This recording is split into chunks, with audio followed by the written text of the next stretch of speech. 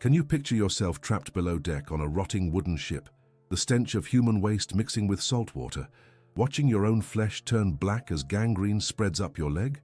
Would you have the courage to take a rusty blade and saw through your own bone to save what's left of your life? Today we're diving deep into one of the most horrifying survival practices of the colonial maritime era and discovering why self-amputation became the ultimate escape route for sailors who faced a choice between losing a limb or losing everything. Imagine the moment when you first realize the infection won't stop. You're 3 months into a voyage from Lisbon to the Indies, and what started as a small cut from ship's rigging has transformed into something monstrous. The wound festers with yellow pus. The skin around it turns from red to purple to black. By 1580, ship surgeons recorded that nearly 40% of all serious injuries aboard Portuguese vessels led to gangrene within 2 weeks. You can smell your own death approaching, one rotting cell at a time, and the ship keeps sailing deeper into the void. Feel the weight of that rusty saw in your trembling hands. There's no anesthesia, except for a leather strap between your teeth and whatever rum the quartermaster might spare. The ship's carpenter doubles as the surgeon because actual doctors rarely risked their lives on these floating coffins. Historical records from Spanish maritime archives show that makeshift amputations had a 60% survival rate compared to a mere 15% chance of surviving advanced gangrene. Your shipmates hold you down on the same table where they prepare the ship's meager meals. The decision isn't really yours anymore. Listen to the screams echoing through the wooden corridors below deck. They're not just sounds of pain. They're the birth cries of men choosing to live as cripples rather than die as corpses. Dutch East India Company logs from 1634 documented over 200 self-performed amputations during a single expedition to Java. Sailors used heated iron rods to cauterize wounds, creating a sizzling sound that crew members would never forget. The smell of burning flesh mixed with sea air became as common as morning prayers. And still, the infection spread to others. Picture the crude tools available for these desperate surgeries. Ship carpenters' saws, kitchen knives heated over coal braziers, leather tourniquets made from bootstraps. No one had studied anatomy or surgical procedures. They learned by watching others die or survive. A Portuguese sailor's diary from 1592 describes using a hatchet to remove his own foot after it. Swelled to 3 times its normal size from an infected rat bite. The operation took 4 hours and left him unconscious for 3 days, but he lived to see Goa's harbor. Contemplate the mathematics of survival at sea during this era. Ships carried between 100 to 300 men on voyages, lasting 6 to 12 months. British Naval. Records indicate that 30% of crews never returned home, with infected wounds ranking as the 3rd leading cause of death after scurvy and typhus. When gangrene set in, you had perhaps 72 hours before the infection reached vital organs. Self-amputation wasn't just an option. It was the only mathematical chance of seeing land again. The numbers don't lie about desperation. Visualize the aftermath of these crude operations performed in rolling ships. Men worked with freshly severed limbs, learning to tie knots one-handed, climb rigging with missing feet, navigate using stumps wrapped in sailcloth.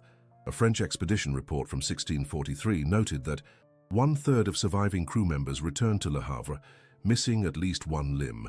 These weren't casualties of battle, but of basic survival in an environment where a splinter could become a death sentence. They adapted because death wasn't an option.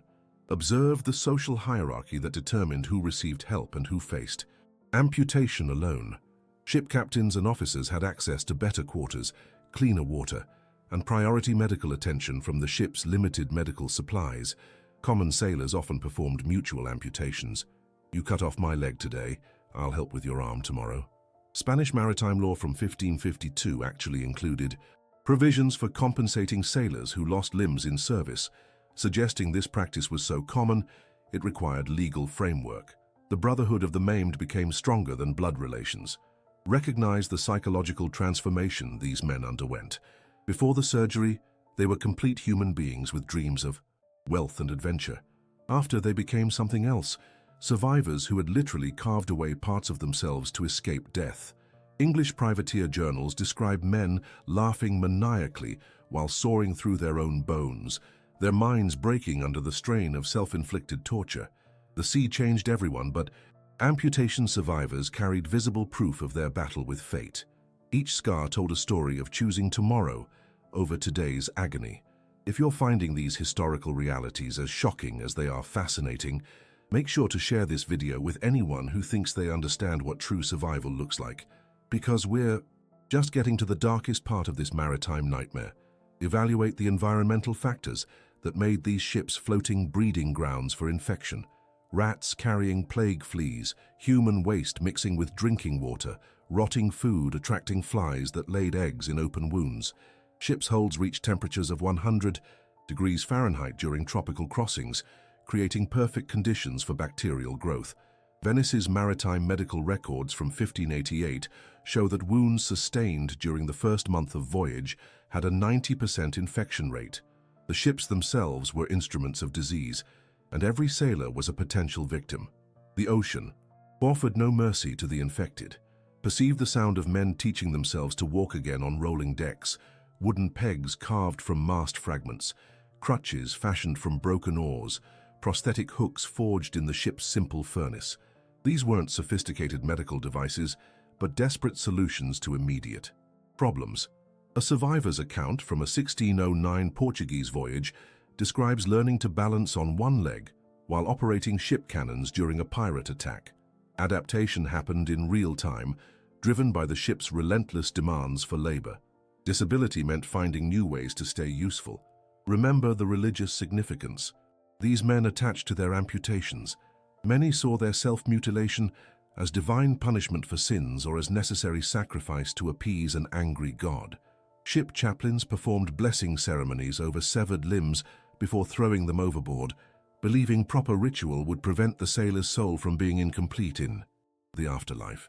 Catholic maritime records show that amputee sailors often became more devout, viewing their survival as miraculous intervention. They carried rosaries made from their own removed finger bones. Faith became as essential as the tourniquets that saved their lives. Understand the economic implications of returning home as an amputee. These men faced a society unprepared for disabled veterans of commercial exploration. Some found work as ship watchmen or dock inspectors, positions that required experience but not physical completeness. Others became beggars, displaying their stumps as proof of their service to king and country. Spanish. Colonial records show that successful amputee veterans sometimes received small pensions or grants of land in the New World, but most faced poverty as their reward for survival. The price of coming home was often higher than the cost of staying away. Analyze the medical knowledge that developed from these desperate procedures. Ship surgeons learned to identify gangrene stages, developed techniques for rapid amputation, discovered which parts of limbs could be saved and which required complete removal. These floating laboratories of human suffering produced medical advances that wouldn't be formally recognized by land-based physicians for decades. Collection of surgical notes from Dutch merchant vessels shows detailed illustrations of amputation techniques that influenced later military medicine. Progress was written in blood and measured in survival rates. Every voyage added to humanity's grim knowledge of self-preservation. Confront the reality that many of these amputations were performed not to save lives but to prevent mutiny. Infected sailors became burdens on limited medical supplies and freshwater rations. Ship captains sometimes ordered healthy crew members to amputate gangrenous limbs from unconscious victims to prevent the spread of infection. This wasn't mercy, it was calculated population control in a closed environment where one person's death could doom everyone. The line between medical necessity and maritime execution blurred in the middle of the ocean. Survival of the group trumped individual suffering. Discover how these amputation survivors became legends in port cities across Europe. They gathered in waterfront taverns, comparing scars and sharing techniques for living with missing limbs. Their stories inspired terror and fascination among young men considering maritime careers. Some became professional storytellers, earning coins by describing their amputations in graphic detail to audiences hungry for tales of survival. These were the first disability communities, bound together by shared trauma and mutual understanding. They proved that losing part of yourself didn't mean losing your humanity. Conclude by understanding that these men didn't just survive amputation, they survived an entire system designed to consume human lives for profit. They returned to a world that saw them as curiosities or burdens, carrying invisible wounds that matched their visible scars. Yet they had accomplished something extraordinary. They had stared death in the face, cut away their own flesh, and chosen life over surrender. Their courage wasn't in the initial decision to go to sea, but in the moment they picked up that rusty saw and decided that incomplete life was better than complete death. They carved their way back to humanity, one agonizing cut at a time. These weren't just sailors, they were survivors who literally reshaped themselves to escape the maritime meat grinder of colonial expansion. Their sacrifice built the modern world, and their scars marked the true cost of human progress. Every port, every trade route, every colony was built on the foundation of their severed limbs and unbreakable will to survive. What would you have done in that moment of choice between the saw and the grave? Share your thoughts in the comments below. And remember the price that anonymous heroes paid for the world we inherited. Don't forget to watch the video and playlist that will appear on your screen.